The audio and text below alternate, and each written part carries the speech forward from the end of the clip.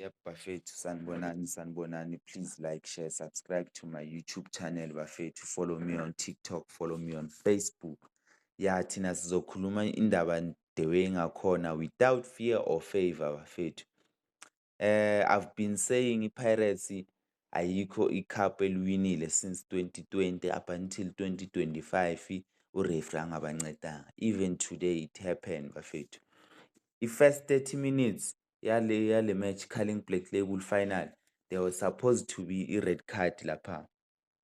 Yes, there was supposed to be red card. I-Pirates ngabe ithola i-red card or uMakhawula or ubani loya befaneke athole i-red card angawucedanga umdlalo. Leyo red card beyizotshintsha i-complexion of the game.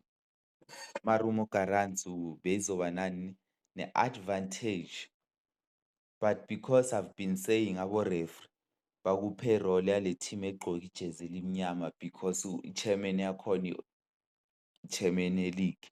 So abo-referee they are bound ukuthi bamamele i-chairman ye-league. Angithi bancenge isibani nabo. And I've been saying this, akusiyi coincident ukuthi bafake le ntombazana ukuthi ibe u-referee namhlanje.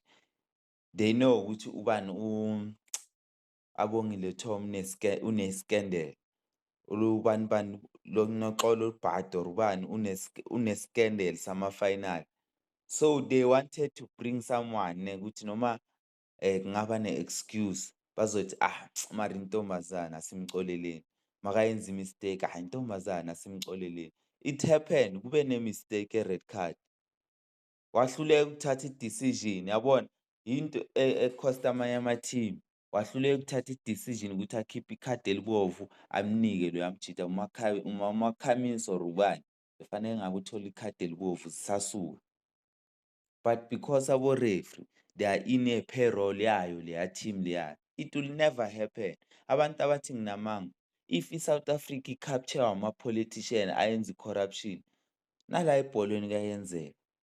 We've been saying this for the past 5 years. Ayikho i-final Pirates engayiwinanga ureferee angayi-assistanga. Ayikho.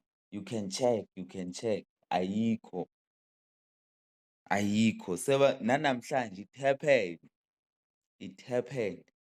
That's why Pirates will never win i-league. Angeke ubribe wonke lama-team ayi-15 ukuthi wena uzowina i-league. But it's easy to do it emakhapheni. I've been saying this. Why? Danko.